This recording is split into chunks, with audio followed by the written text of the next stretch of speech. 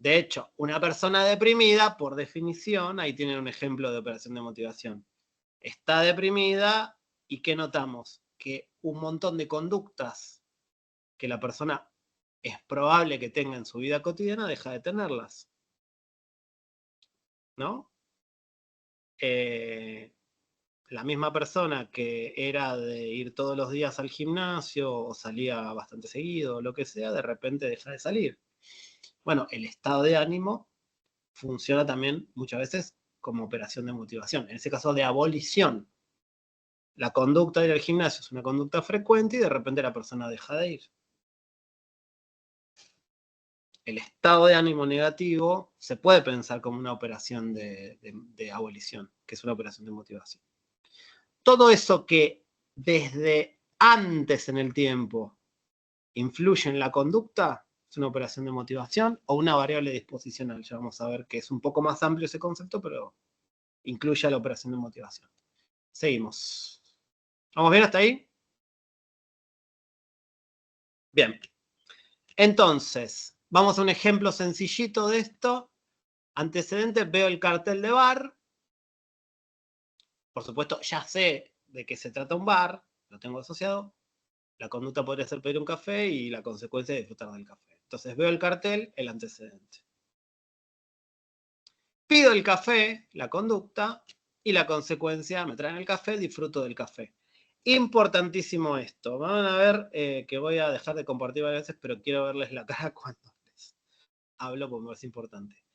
El reforzador no es el café. El café es algo del mundo que está ahí. El efecto de reforzamiento y la función de estímulo reforzador se produce por la experiencia que tengo con eso. Y esto clínicamente, aunque parezca muy técnico, clínicamente es súper importante. ¿Por qué? Porque si nosotros, primero que funciona así, es así, digamos, ¿no? Pero también sirve como mensaje a nivel clínico para el paciente.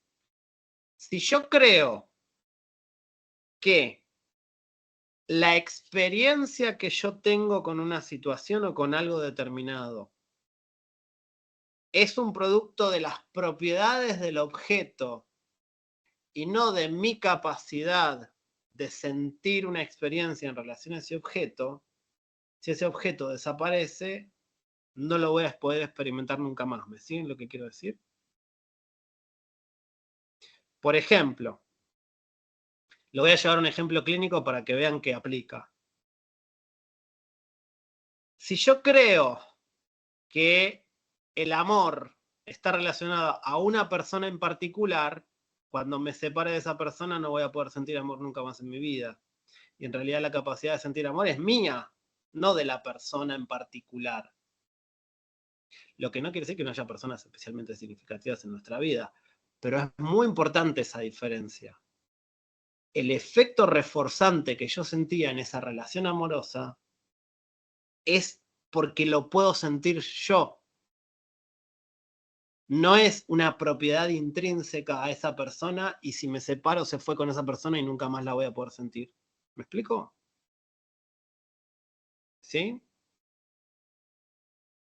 Puede ser que las playas de Colombia para mí sean las mejores del mundo. Pero si tanto me gusta la playa de Colombia, quizás también disfrute de la de Brasil. Porque la capacidad de disfrutar de la playa es mía, no de la arena de Colombia. ¿Me siguen lo que quiero decir? ¿Sí? Si me gustan los dulces, por más que me haya mudado a Alemania, bueno, está bien, no tienen dulce de leche, pero quizás tengan otras cosas dulces, no sé, Nutella, qué sé yo, que me pueda llegar a gustar para ponerle al pan. Entonces, porque el disfrute del dulce no es una propiedad del dulce de leche, es una capacidad mía. ¿Se entiende por qué es tan importante? Porque se va conmigo, no se queda en el dulce de leche. ¿Sí? Perdón, Sí, dale, dale. Tenía una duda. No, eh, conozco muy poco como de las terapias contextuales, pero esto que mencionaba me recuerda mucho a lo que he escuchado sobre cómo trabaja la activación conductual, Sí, ¿verdad? Que efectivamente.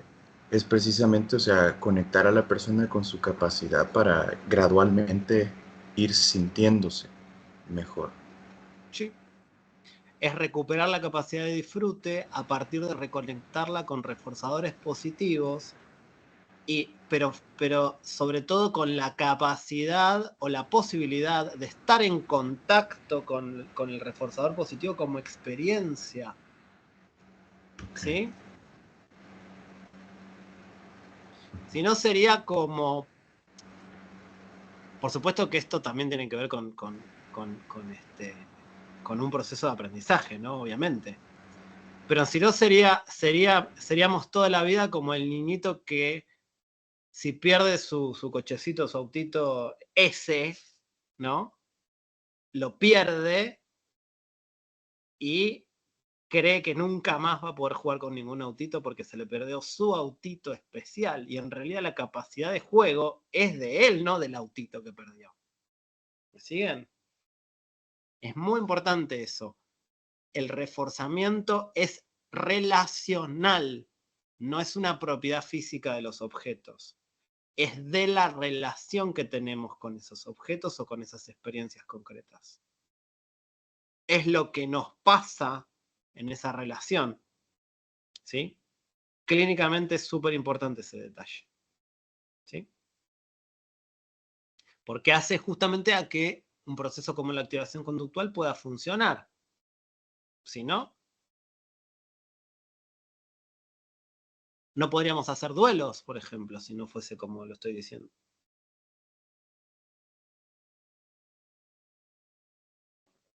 De hecho, justamente cuando hay un duelo patológico, en realidad la persona se comporta como si la capacidad de cierto tipo de disfrutes o de relaciones interpersonales o lo que sea, se fueron con el muerto, digamos, o con la muerta.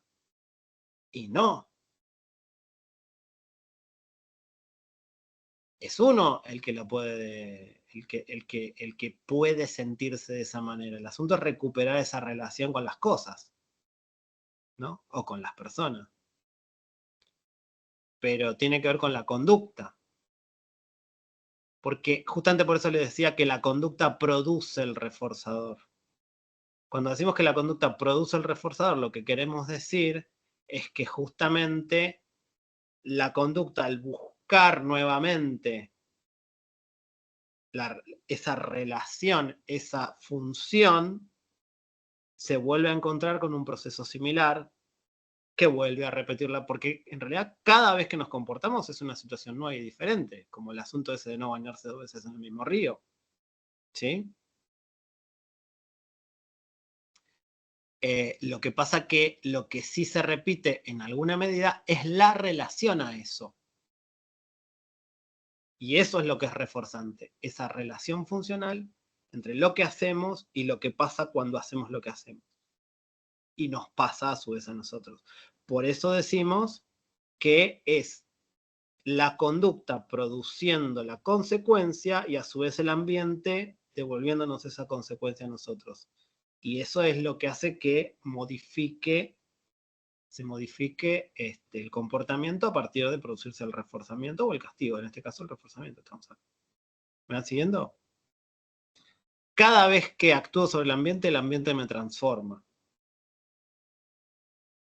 Eso es lo que ocurre. Y esa es la contingencia. ¿Sí? ¿Está bien?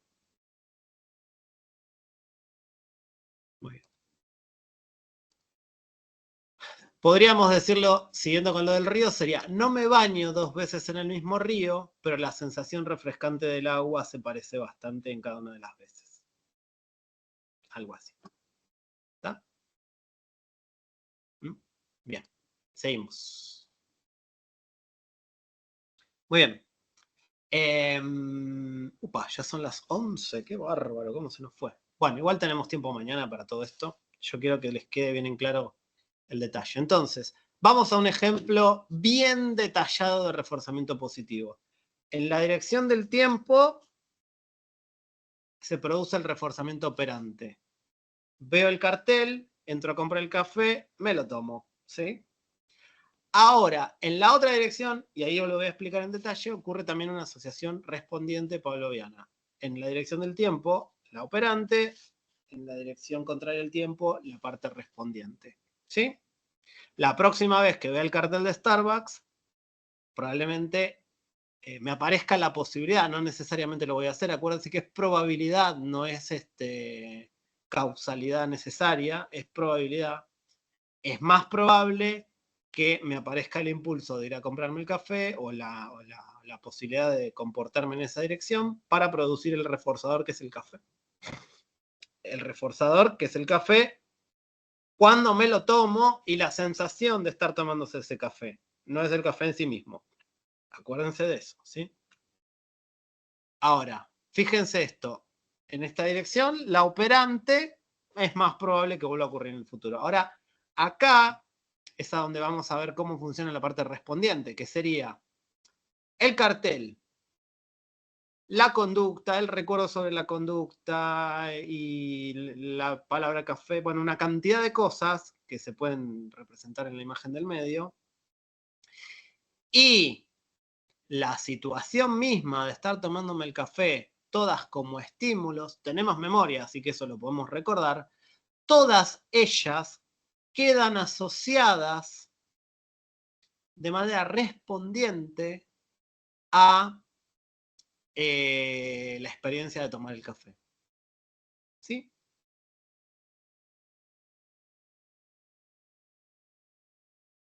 ¿Cómo se va a sentir la chica al pasar por la puerta del Starbucks después de haber tomado el café en Starbucks y que le gustó? ¿Qué sensación le trae ver el cartel de Starbucks? Sensación, dije, ¿eh?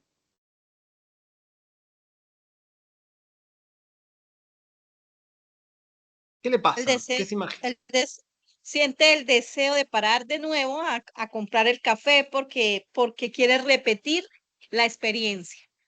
Eso a nivel operante, perfecto. Y a nivel respondiente, ¿qué podrían decir? ¿Cuál es la sensación, la emoción que le aparece cuando ve el cartel? Bienestar. Una sensación agradable, que es la sensación que sintió cuando tomó el café. El cartel queda asociado también en términos respondientes. Veo el cartel y ya me estoy sintiendo bien. Y eso es súper importante porque eso es lo que llamamos motivación. Empiezo a establecer una relación positiva, agradable, positiva valorativa, lo digo, no funcional, sino valorativa, en el sentido de ya estoy sintiendo, me estoy sintiendo bien al ver el cartel. Y ese es el efecto retroactivo de la respondiente, que me está llevando también a mantenerme dentro del operante, o sea, a comportarme en la dirección de comprar el café. Esto que estoy diciendo, ahora que estamos en el capitalismo fluido del siglo XXI, es el famoso asunto de vivir la experiencia. No sé si lo escucharon eso, que se usa mucho esa frase. Esto de que todo tenga que ser una experiencia agradable. El ejemplo, que ustedes están mucho más cerca de esto porque están ahí más en el Caribe, Latinoamérica, que Caribe, Centroamérica y todo eso, los lugares que más representan esto de vivir la experiencia son los all inclusive. Esto de vivir la experiencia de estar ahí. Tiene que ver con esto de potenciar al máximo la asociación, no solo a la consecuencia, sino a todo el aspecto respondiente, a todas estas sensaciones que me trae estar en contacto con eso, más allá de que tenga o no tenga la conducta. ¿Me explico? Sí, incluso en ese ejemplo del café, es curioso que en marketing se usa Starbucks como un ejemplo de que es que Starbucks no vende café, Starbucks vende una experiencia, así lo dicen. Exactamente. Claro. que el local sea agradable, que tenga buen aroma, que te atiendan bien, que te llamen por el nombre, todas técnicas de marketing, pero que están fundamentadas en el conductismo, claramente. Te hacen sentir bien para que toda la situación aumente una sensación positiva que elicitan respondientes a propósito, aumentando también la experiencia de las operantes ahí. O sea, todo lo que vos haces dentro de Starbucks, comprarte el café, comerte lo que te compraste para comer, tomarte el café, todo lo demás, es una experiencia que puede ser agradable desde el punto de vista más de los sabores y toda esa historia, pero además es toda la experiencia la que se vuelve un refuerzo positivo. Y a su vez queda asociado con... Entonces vos estás caminando por el centro de cualquier lugar remoto del mundo, ves el cartel de Starbucks y te sentís bien. Como en casa. Lo mismo pasa con McDonald's. Esto está recontraestudiado. ¿Por qué usan esos estímulos tan claros a nivel de los logos, a nivel de las marcas y todo eso? Porque como son estímulos muy salientes, muy... que saltan mucho a la vista, son fáciles de identificar en los distintos... los arcos dorados, ¿no? De hecho, acá se llama... La empresa que hace McDonald's en Argentina se llama Arcos Dorados Sociedad Anónima.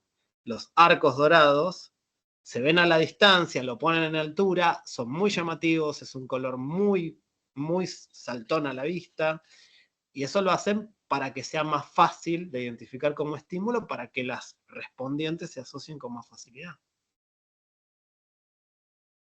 No es que haya una propiedad específica en la M de McDonald's que la hagan particularmente, no tiene una propiedad específica, sino que simplemente tiene que ver con una cuestión perceptual, digamos, ¿no? O sea, si se ve más, salta más a la vista y es más probable que sirva para ser asociado, entonces lo hacen a propósito. Lo ves bien clarito, entonces ahora que lo tenés delante de tu cara, lo voy a asociar con las respondientes que quiero que sientas para que cuando lo veas te sientas bien y eso aumente la probabilidad también de que te acerques. Porque el efecto respondiente es el que nos lleva de las narices a tener la operante. ¿Ven ahora cómo se asocian los dos niveles? ¿Mm? Me siento bien y mientras voy hacia el Starbucks o el McDonald's, ahí te doy la palabra, me voy sintiendo bien en el camino también, porque me acompaña una respondiente positiva. Eso es lo que trato de decir. ¿Me siguen? Una emoción, una sensación positiva. Luisa. Es por eso que, o sea, el marketing muy bien aplicado logra un efecto en masa muy poderoso, como lo que veíamos, por ejemplo, el efecto nazi, ¿no? Cómo, cómo lograron, eh, o sea, masificar esa, esa dirección y no podían identificar el peligro de la obediencia, quienes eran los más cercanos al líder, no podrían, o sea, perdieron su propia sentido crítico frente a lo que era malo y bueno. Sí. Siguiendo siguiendo este tipo de conductas. Sí, a ver, eso que vos estás diciendo se podría pensar tranquilamente como elicitar respondientes, que es medio parecido a evocar las emociones, a atraer las emociones, a elicitar las emociones y utilizarlas para reforzar comportamientos, o mejor dicho, involucrarlas en un proceso de reforzamiento de operantes. En este caso, el seguimiento del líder sería un operante. Lo que pasa, lo que vos estás diciendo sería cómo se sentían los nazis durante, por ejemplo, los desfiles.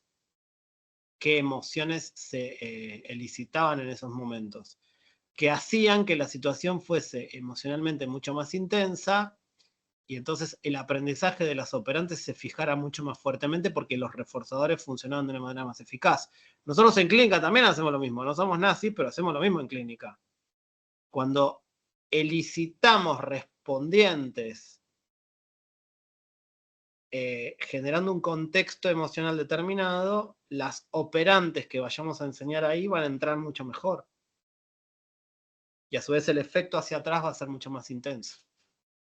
Esto en psicoterapia analítico-funcional se hace deliberadamente. Mañana lo vamos a ver.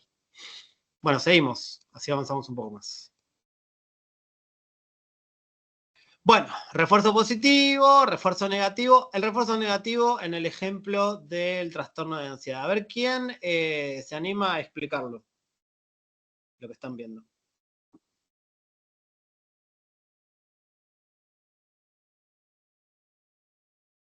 Pueden abrir el micrófono, ¿eh? Lo están viendo, ¿no? ¿Están ahí?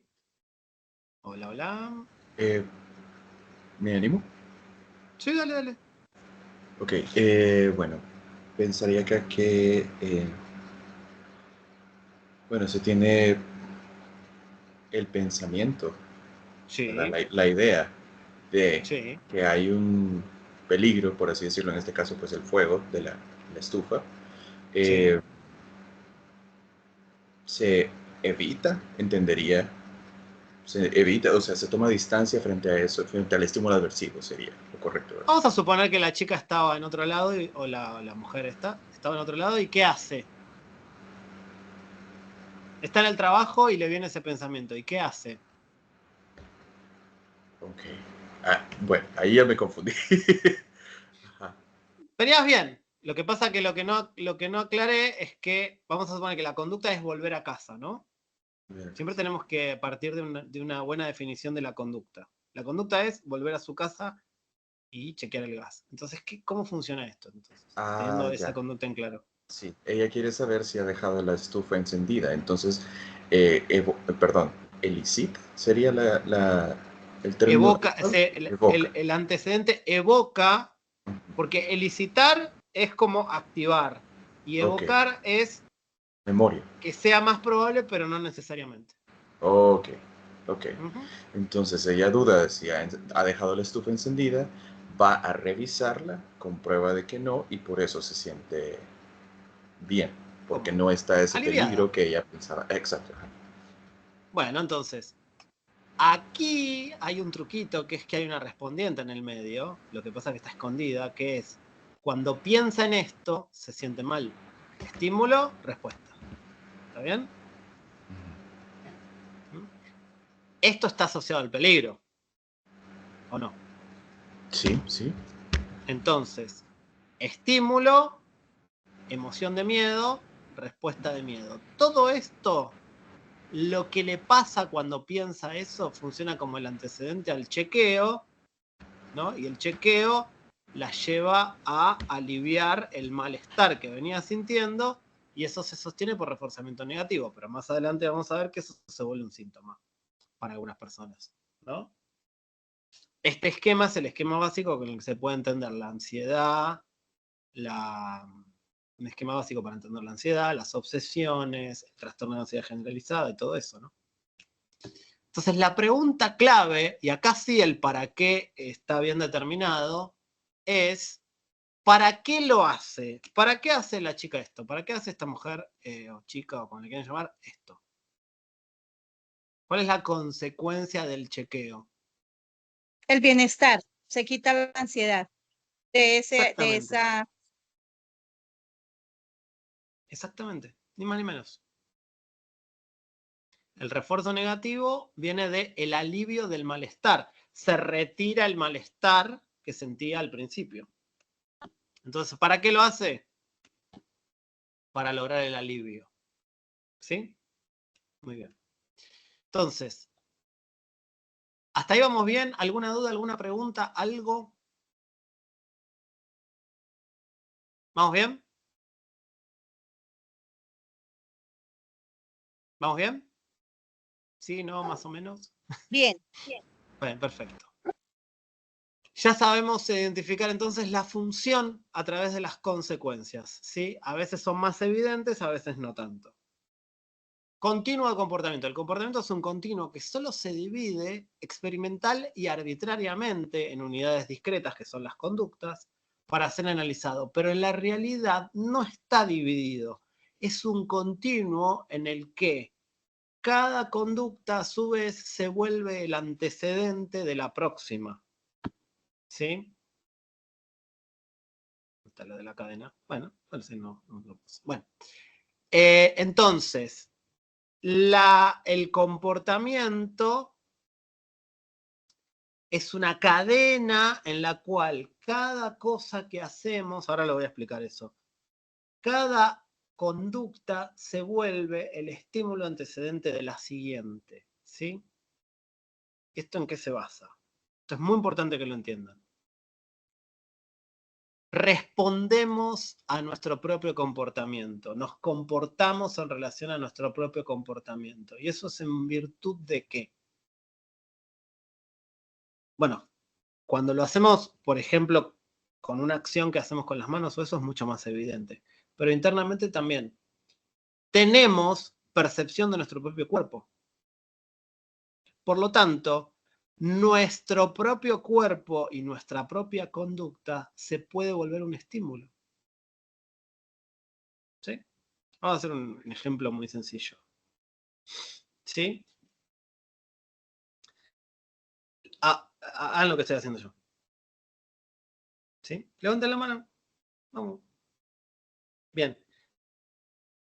Pueden ubicar a dónde está su mano y pueden sentirla, ¿no es así? Entonces, la acción de levantar la mano la pueden registrar como tal, ¿sí? Entonces, si yo les digo que bajen la mano, lo pueden hacer. Ahora el antecedente fue la regla que yo les di o la orden que yo les di, pero ustedes mismos podrían decir, me estoy cansando. Ah, es porque tengo levantada la mano. Antecedente, conducta, alivio. Su propia acción, su propia conducta puede ser antecedente de la próxima conducta. De hecho, lo es todo el tiempo. El continuo de la conducta funciona porque todo el tiempo tenemos registro de nuestro propio comportamiento, por lo menos podemos comportarnos en función de nuestro propio comportamiento. No quiere decir que sea consciente eso, todo el tiempo. A veces no lo es. De hecho, bastantes veces no lo es. No en términos de inconsciente freudiano, sino de no estar como aware, o sea, consciente en ese sentido, ¿no? De estar atentos todo el tiempo a todo lo que estamos haciendo. No, de hecho, cuando caminamos por la calle, nuestro cerebro ajusta nuestro comportamiento en función de lo que va pasando, pero no estamos pensando en cada paso que vamos a dar, ¿no es cierto? No sé si conocen un escritor argentino que se llama Julio Cortázar, probablemente sí, calculo. Él tiene en un libro, tenía muchos textos así como jocosos, graciosos, ¿no?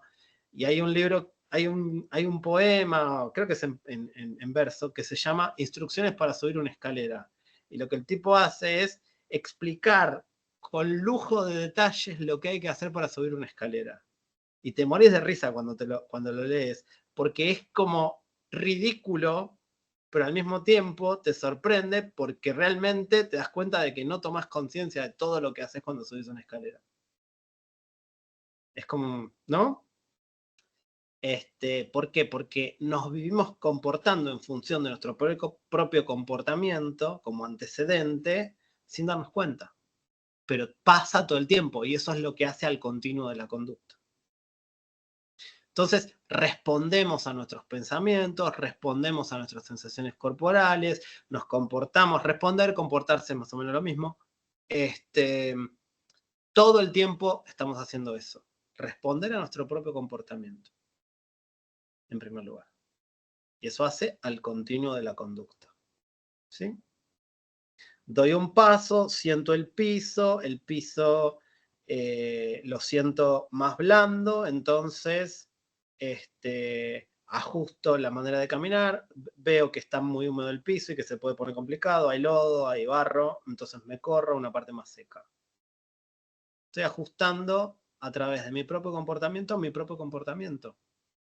La conducta de salir del barro viene de lo que percibí y de mi propia conducta. Cuando piso el agua y me doy cuenta de que el piso está blando y necesito caminar por otro, o que la tierra está blanda y necesito caminar por otro lado, en realidad estoy respondiendo al agua y al barro, pero también estoy respondiendo a lo que pasa con mi pie hundiéndose en el barro. Entonces, todo el tiempo estamos ajustando nuestra conducta en función de nuestra conducta también.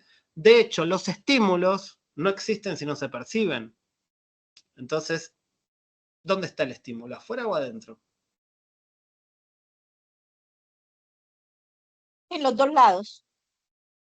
Está en la interacción entre el afuera y el adentro. No es ni afuera ni adentro. Está en los dos lados o en el borde, podríamos decir, entre las dos cosas. En la interacción misma. El estímulo es una función, no es física, es una función. Es psicológica la función. No es física, es psicológica.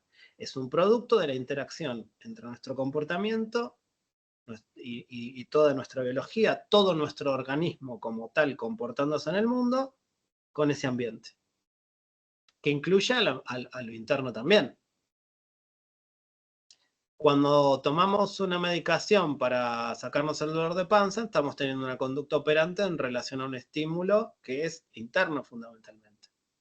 El dolor de panza no está en el mundo, está del lado interno nuestro, pero nuestra relación a ese dolor de panza es exactamente, funcionalmente, es exactamente la misma que a la mano en el fuego, aunque el fuego sea externo.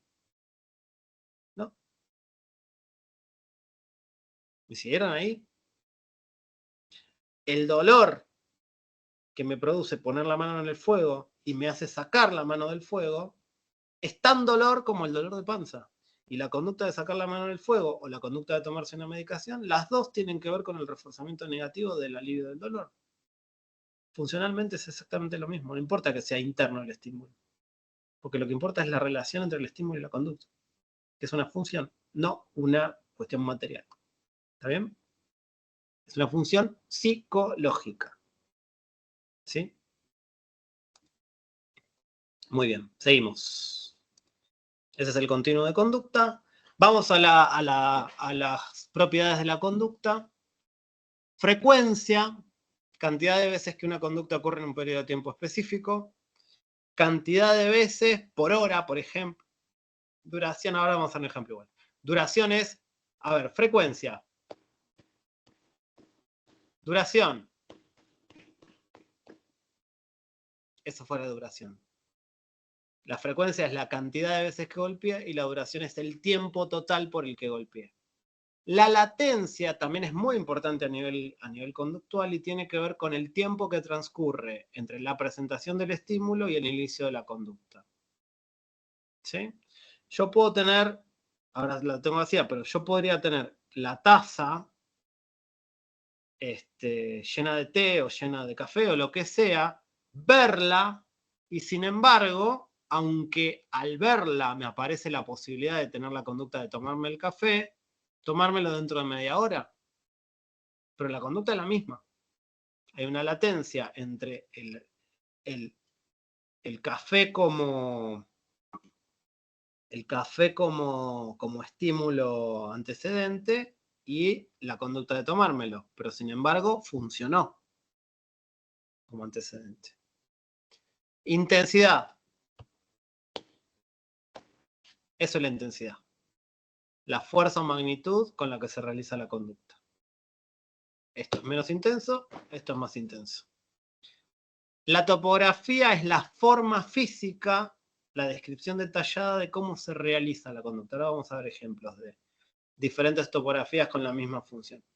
La tasa es la frecuencia de la conducta dividida por unidad de tiempo. Eso es bien técnico, pero tiene que ver con más o menos la misma idea que la de frecuencia, pero ya puesta como un valor proporcional en el tiempo. ¿Sí? Entonces,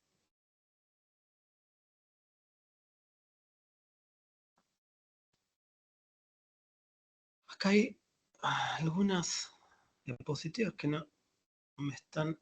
Ah, acá está, sí, perfecto. Está ordenado diferente.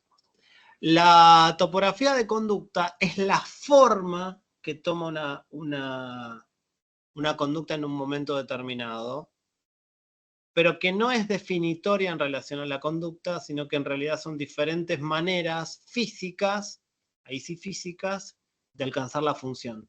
Por ejemplo, escribir la palabra café en un papelito o coffee y entregárselo al camarero, hacer un gesto que por lo menos acá en Argentina sería un gesto de pedir un café, o mostrar la taza vacía pidiendo el café. Cualquiera de las tres opciones, en un contexto adecuado donde sea comprensible cada uno de esos gestos, podría conducir a que nos sirvan un café. Funcionalmente son exactamente lo mismo, porque la consecuencia, la función que se alcanza o que se produce con la conducta son la misma. Entonces, esas topografías o formas organizadas en función de la consecuencia nos llevan ¿a dónde? A la clase funcional de conducta. Y esto es fundamental para entender el análisis funcional. ¿Por qué? Porque nosotros siempre analizamos clases de conducta, no analizamos topografías puntuales o específicas, formas específicas y únicas, salvo casos muy particulares para cada función. En general lo que hacemos es diferentes formas para lograr la misma función, y todas las formas en relación a una misma consecuencia forman una clase funcional. La clase funcional más famosa en tercera generación es la clase funcional de evitación, que son todas las formas de conducta con las que evitamos el malestar. ¿Sí? Por ejemplo, evitamos el malestar. ¿Sí? Bien. Ejemplo de clase funcional. ¿Sí? Decir ayúdame, acercarme a otras personas, escribir necesito ayuda, encerrarme en la habitación, gritar y cortarme. ¿Por qué serían formas de pedir ayuda? Porque cada vez que la persona hace eso, recibe la ayuda. El problema es que la conducta en sí tiene parámetros diferentes. Por ejemplo, o sea, las dimensiones en juego cambian. Esto, y abro micrófono, para que me digan. Decir ayúdame y cortarse. Bueno, ahí lo dice al costado, ¿no? Pero tiene una intensidad muy diferente. La intensidad está relacionada con la función también, pero sobre todo clínicamente nos importa esto, ¿sí? ¿Por qué? Porque por supuesto es muchísimo menos grave y muchísimo más adaptativo decir ayúdame que cortarse literalmente, ¿no? Lo que pasa es que en determinadas situaciones el ambiente termina reforzando las conductas problemáticas, que son las que nosotros trabajamos en la clínica. ¿Por qué? Porque es más fácil ignorar a alguien diciendo ayúdame que a alguien cortándose. Entonces se termina reforzando negativamente el cortarse, porque trae en general sensación de alivio, pero al mismo tiempo recibe atención de parte de las otras personas. Entonces se refuerza también positivamente por el lado atencional. Y eso hace que la persona termine recurriendo más a la forma de comportamiento, cortarse para pedir ayuda o para recibir la ayuda, que a las formas más suaves o, si se quiere, menos intensas, porque bueno, se termina reforzando, técnicamente decimos reforzando diferencialmente, o sea, la conducta de cortarse termina teniendo más frecuencia que la de decir ayúdame. En esa clase funcional, una forma termina teniendo más frecuencia que la otra. Si fuese una pila de libros, quedaría arriba de todo. ¿Sí? Podemos pensar que el repertorio conductual se ordena como una pila de libros. ¿Por qué puse la pila de libros? Porque si esto fuese una pila de libros que tenemos arriba de la mesa o al costado de la cama cuando nos vamos a dormir, el primer libro que vamos a agarrar es el que está arriba de todo. En el repertorio conductual pasa lo mismo. La conducta más reforzada se va por arriba de todo y por lo tanto es la que tiene más probabilidades de que la manoteemos en el momento que la necesitemos. Y fíjense que acá hay algo súper importante, que es conocer las clases funcionales de conducta para una función determinada nos permite predecir.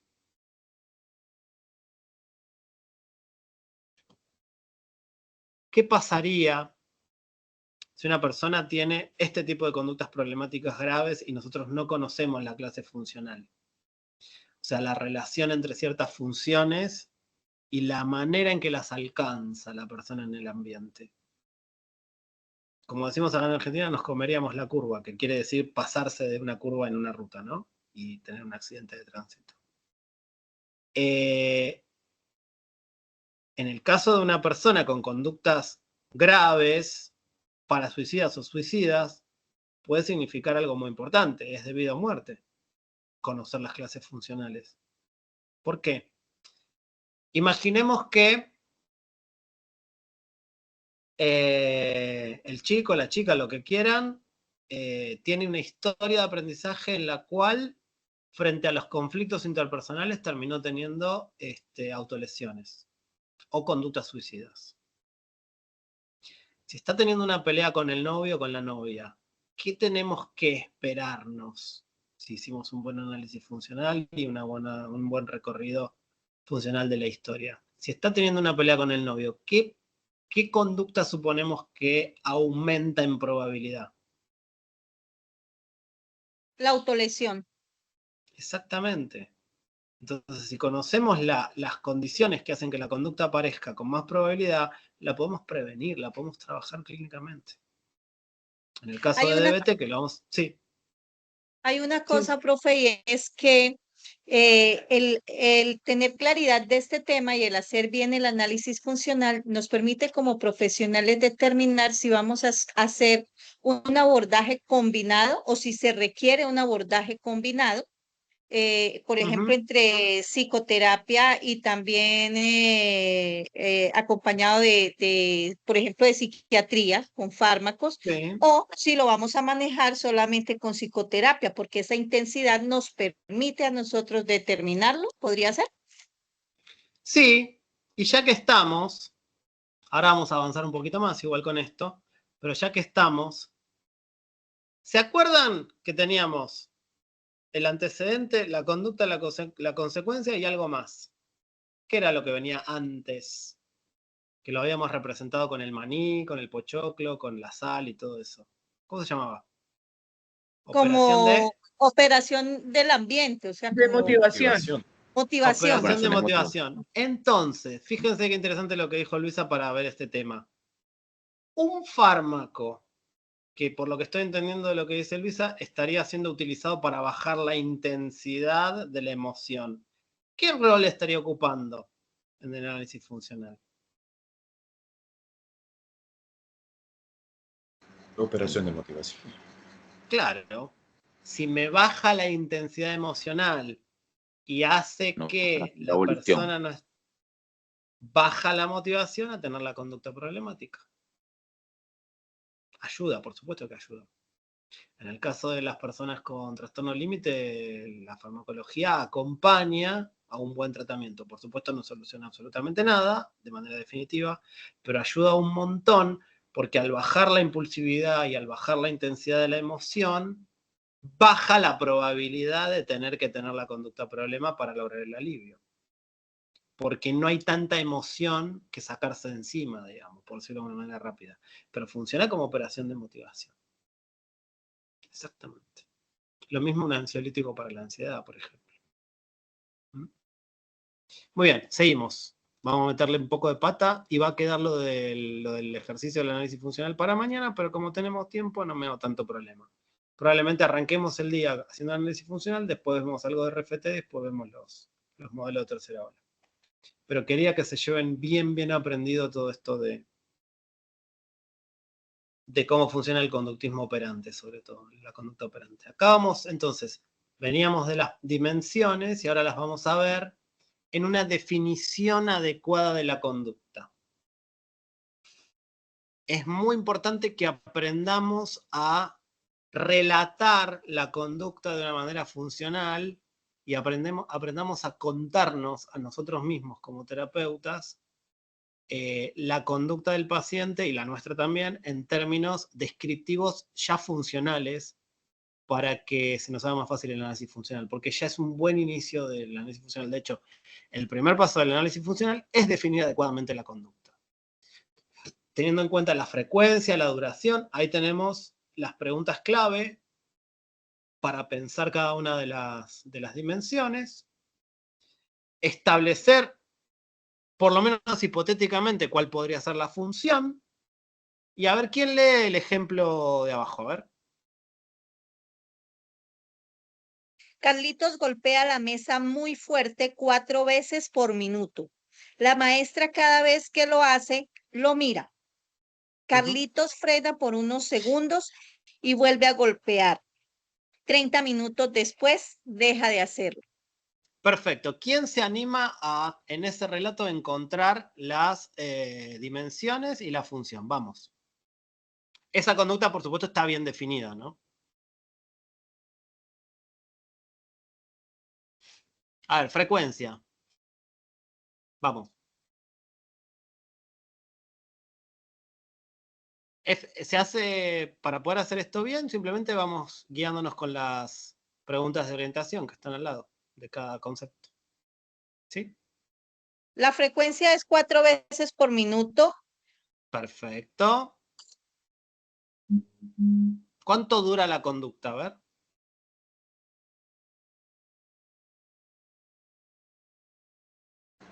¿30 minutos? Exactamente. La latencia está difícil, pero está.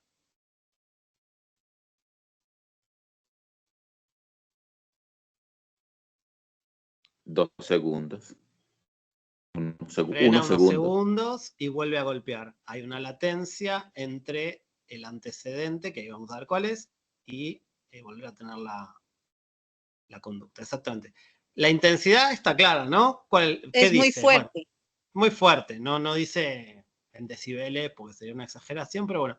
¿Cuál es la topografía de la conducta? Bueno, la descripción que tenemos ahí es de todas las dimensiones al mismo tiempo.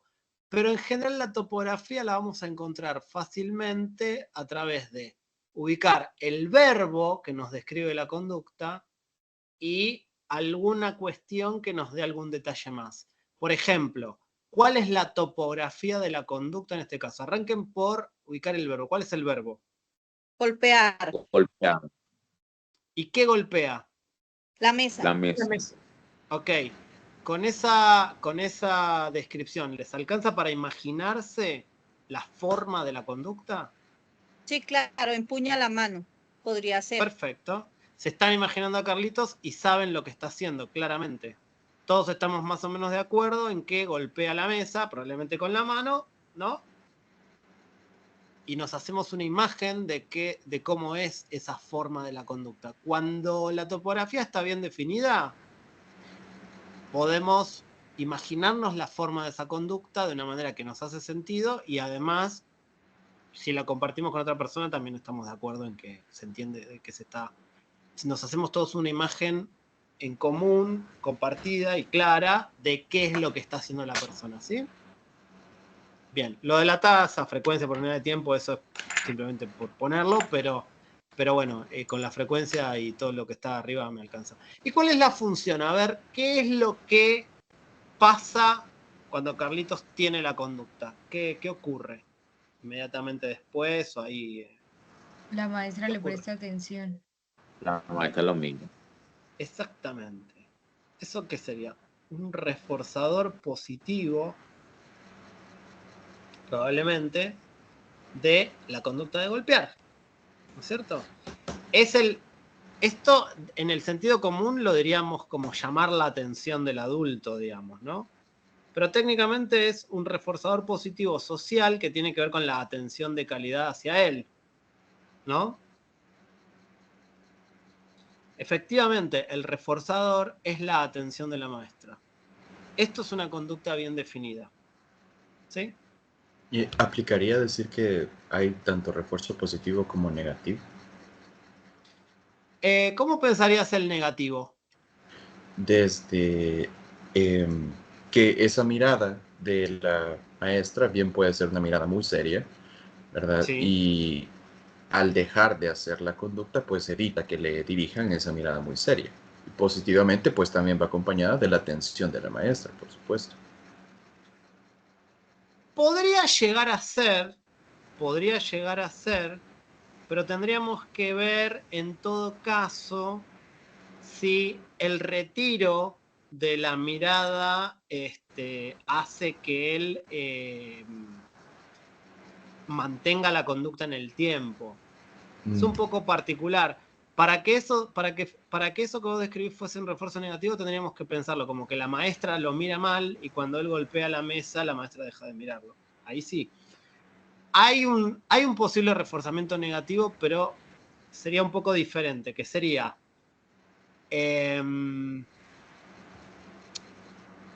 vamos a poner que Carlitos es el primer día de clase, ¿sí? Y se siente solo o se siente asustado. Y podría ser que lograr que la maestra lo mire le saque el miedo, ¿no? Eso podría ser, pero habría que pensarlo muy en detalle. En principio, lo que está más claro es el refuerzo positivo de recibir la atención de parte de la maestra. Eso sí. Lo otro puede estar presente y siempre hay algo de eso también presente, pero habría que ver cómo lo pensamos, ¿sí? Y después lo de 30 minutos después de 30 minutos dejar de hacerlo, lo puse para que haya duración, pero bueno, digamos que se cansa de hacerlo y ya. Simplemente se aburre de golpear la mesa y se acabó. O se le cansa la mano de tanto golpear. Bien. Bueno, lo del análisis funcional nos va a quedar para mañana. Vamos a verlo bien en detalle y vamos a ver los ejemplos y todo, porque se nos fue un poco más de tiempo en la primera parte, pero no hay ningún problema porque lo pensamos todo como un bloque de las dos clases, no hay ningún tipo de inconveniente con eso. Así que toda esta parte la vamos a ver mañana, pero es básicamente la aplicación de todo lo que vimos hoy, ¿sí? Mañana tenemos bastante tiempo, así que vamos a hacer de hecho, nos va a quedar mejor porque vamos a poder hacer el análisis funcional más tradicional y después pasar a incluir lo vamos a hacer de manera práctica, con ejemplos y todo, y vamos a poder después pegar el salto a las terapias de tercera generación, enfocándonos específicamente en cómo funciona el análisis funcional en los modelos de las terapias, ¿sí? Pero bueno, grandes rasgos, lo que hicimos acá ya tuvo que ver con el primer paso del análisis funcional, que es la definición correcta de la conducta, tratando de ubicar todas las dimensiones para que quede bien clara la descripción de una manera ya que nos permite ir ubicando las variables que hacen a la conducta. ¿Por qué? Porque si ya tenés una idea de cuál es la función, o por lo menos podés plantear una hipótesis de cuál es la función, vas a ir pensando en que la atención es un reforzador importante para ese niño, obviamente para cualquier niño, pero quiero decir, para cualquier persona en realidad.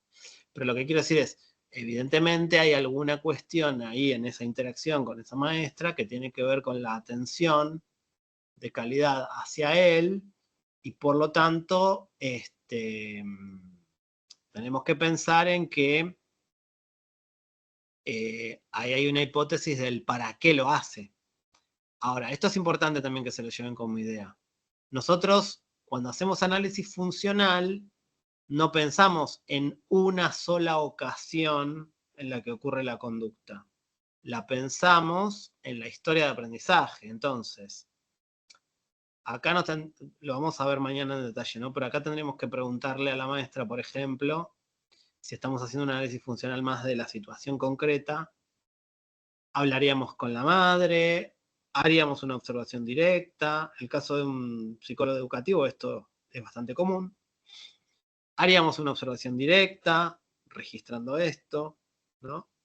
Hablaríamos con la maestra a ver si esta conducta, definida como está definida, se repitió en el tiempo anteriormente.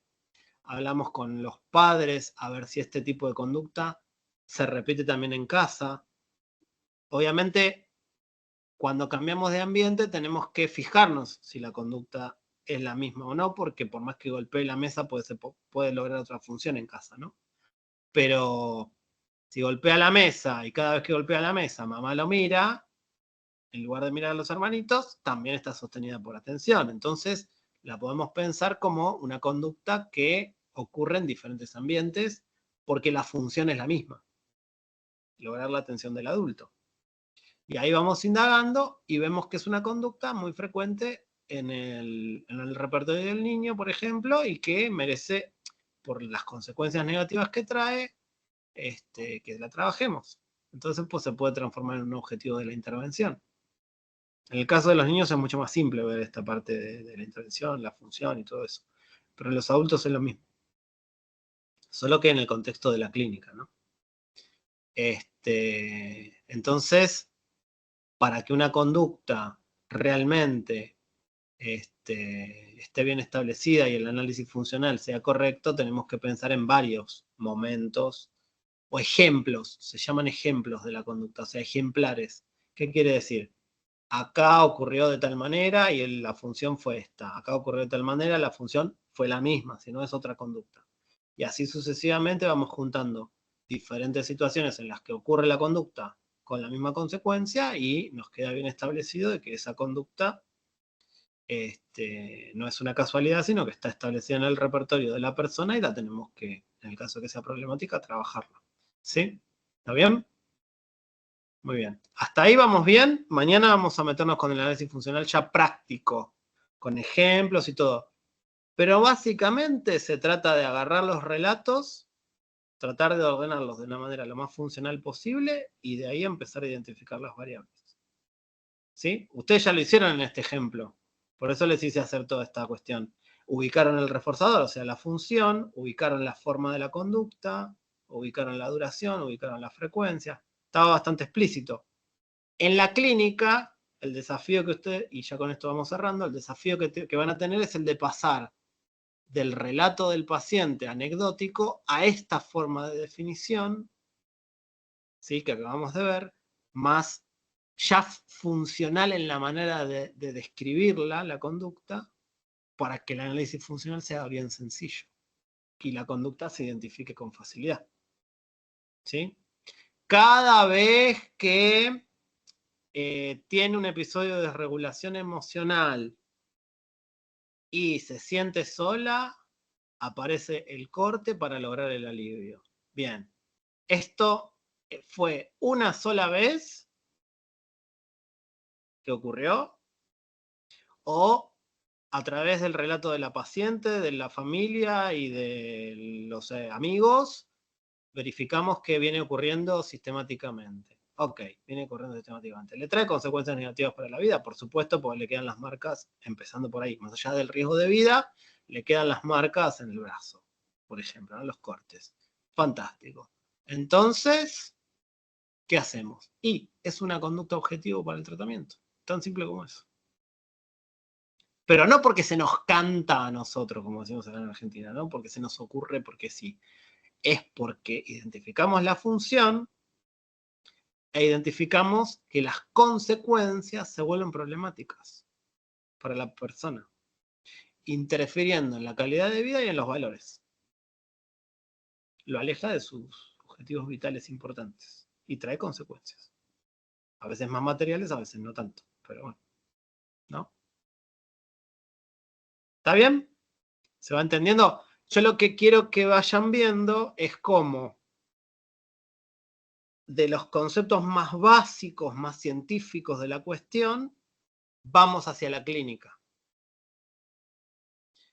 ¿Y por qué rompo tanto con esto? Y ya es la hora, ¿no? Romper es una forma de insistir, romper es insistir, romperlos, ¿no? Es insistir. Porque las personas que crearon esos tratamientos partieron de estos conceptos, pero al escribir los manuales usaron lo que llamamos términos medios, que sería un lenguaje más cercano a la vida cotidiana, para que para los terapeutas sea más accesible y además para darnos letra para hablar con el paciente, porque al paciente no le puedes hablar en estos términos. Algunos sí. Es más, con algunos pacientes me funciona más esto que hablarlo en términos medios, porque somos así más racionales y les entra mejor esto. Pero los manuales, los de ACT, los de TCC, los de lo que quieran, usan un lenguaje más cercano al lenguaje del paciente. Pero la construcción de los tratamientos se hace a partir de estos conceptos. ¿Está bien? ¿Mm? Cuando Marshall Linehan decide llamar conducta problema a las autolesiones y a las conductas parasuicidas y todo eso, y propone una manera de trabajar sobre eso, no lo hace escribiendo literatura sobre lo que es una conducta suicida, lo hace a partir de haber trabajado desde el análisis funcional de las conductas suicidas de sus pacientes TLP, ver que eso se podía generalizar a los casos que tienen que ver con ese diagnóstico, esa manera de trabajarlo, pero la base es la misma. Hago un montón de análisis funcionales, los junto, veo que tienen en común entre todos los pacientes y de ahí armo una técnica, pero cuando se la presento a los terapeutas, se las presento un poco más masticada para que sea más rápida de aprender, de poner en práctica y de comunicarse con los pacientes. Pero no deja de ser el efecto de una historia larga de hacer análisis funcional y armar desde ahí una propuesta de tratamiento. ¿Está bien? ¿Sí? Muy bien. Nos vemos mañana. Mañana vamos a hacer entonces lo que nos quedó de análisis funcional, los ejemplos prácticos, vemos la parte de conducta verbal y después vemos lo de las terapias de tercera ola. Vamos a llegar perfecto, no sean problemas. Igual a mí lo que más me importa no es que veamos todas las diapositivas que preparé ni nada de eso, porque eso les queda y las pueden leer tranquilos y las usan de referencia. Lo que me interesa es que se lleven los conceptos de base para ir construyendo desde ahí. ¿Está bien? ¿Sí? Nos vemos mañana. Que descansen. Muchas Chau, chau. gracias, que descansen. Excelente intervención. Gracias. Nos vemos. Gracias. Hasta Chau, luego, chau. gracias. Chau, chau.